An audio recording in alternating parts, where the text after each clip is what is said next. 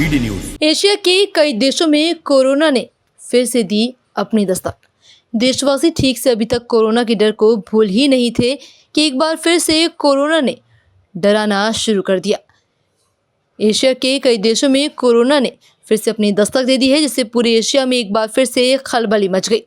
तो यहाँ भारत में भी पूरी तरीके से लोग अलर्ट हो चुके हैं। मध्य प्रदेश में भी कोरोना के नए वेरिएंट पर पहली नज़र रखी जा रही है। जिला स्वास्थ्य मुख्य अधिकारी प्रभाकर तिवारी ने बताया कि संदिग्ध मरीजों पर नज़र रखी जा रही है। कोविड के प्रोटोकॉल सबको पालन करने होंगे। कोविड कभी भी हमारे बीच से नहीं जाएगा। इस वायरस के बीच में ही हमें जीना होगा। समय के साथ नए नए वेरिएंट इसके आते रहेंगे, लेकिन वैक्सीनेशन के कारण लोगों को इम्यूनिटी बूस्ट हो चुकी है। यही कारण है कि कोविड ज़्यादा असर नहीं दिखा पाएगा। फिलहाल भोपाल में मरीज नहीं आए हैं, ना ही इस प्रकार की स्थिति बनी है, लेकिन हमें अलर्ट पर रहना होगा। हमारे पास इससे निपटने के लिए पर्याप्त संसाधन है और आगे सरकार की जो भी गाइडलाइन आएगी उसके अनुसार हम काम करेंगे। वहीं प्रभाकर तिवारी ने आम लोगों से अपील करते हुए कहा कि ये वायरस ऐसे लोगों को प्रभावित करेगा जिसके अंदर इम्यूनिटी कम है, जिसमें लोग गंभीर बीमारियों से पीड़ित मरीज आते हैं। इससे डायलिसिस, कैंसर जैसी बीमारियां शामिल हैं। तो ऐसे गंभीर बीमारियों से पीड़ित मरीजों को विशेष सावधानी रखनी होगी।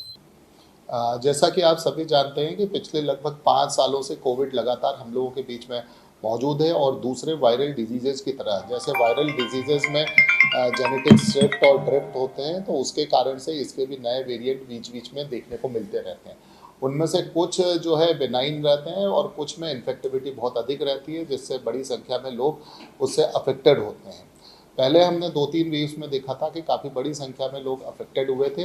अब जो कोविड के पेशेंट्स आ रहे हैं, आमतौर पर कोविड उन्हीं में निकल रहा है जो पहले से ही इम्यूनो कम्प्रोमाइज़ हैं, मोस्टली वही लोग हैं। और इसके अलावा अगर स्वस्थ लोगों में कोविड पॉजिटिव हो भी रहे हैं तो उनमें कोई ऐसी बीमारी नहीं हो रही है जिसमें उनको भर्ती होने की ज़रूरत हो, या स्टैंड एलोन केसेस बहुत ही कम हैं। आमतौर पर ये इंसिडेंटल फाइंडिंग की तरह दिखाई दे रहा है।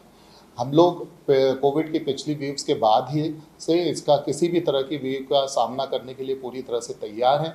चाहे बात नंबर ऑफ़ बेड्स की हो, चाहे नंबर ऑफ़ ऑक्सीजन बेड्स की हो, आईसीयू बेड्स की हो, पीडियाट्रिक आईसीयू बेड्स की हो, या ऑक्सीजन जनरेशन कैपेसिटी की हो, हमारे पास इसकी पर्याप्त व्यवस्था है। आपने देखा होगा कि पिछले वेव्स के बाद हमारे जो है लिक्विड ऑक्सीजन प्लांट्स और पीएसए प्लांट्स हमने अलग अलग प्राइवेट और सरकारी दोनों अस्पतालों में लगाए थे, तो पर्याप्त संख्या में हमारे पास ऑक्सीजन बेड्स अवेलेबल हैं। इसके अलावा इसके लिए जो टेस्टिंग फैसिलिटी है, बेसिकली जो आरटी-पीसीआर से इसकी टेस्टिंग होती है, उसकी भी पर्याप्त संख्या में हमें आरटी-पीसीआर टेस्टिंग फैसिलिटीज़ हमारे पास अवेलेबल हैं। तो अगर कभी नंबर बढ़ता है तो हम उसकी टेस्टिंग के लिए और क्लिनिकल मैनेजमेंट के लिए पूरी तरह से तैयार हैं।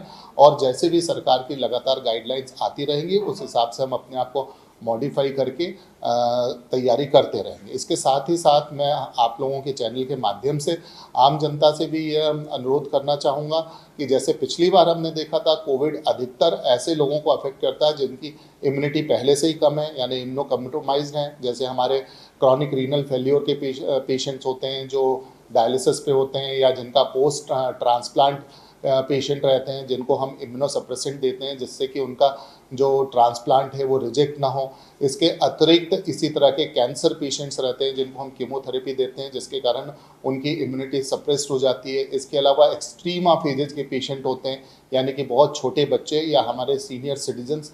तो ऐसे लोगों को विशेष सावधानी रखने की ज़रूरत है, क्योंकि जब भी कभी कोई भी नया डिजीज़ वेरिएंट वायरल या बैक्टीरियल आता है तो ऐसे लोगों को सबसे ज़्यादा अफेक्ट होता है। ऐसे ही लोगों को सबसे ज़्यादा मॉर्बिडिटी और मोर्टिलिटी भी होती है।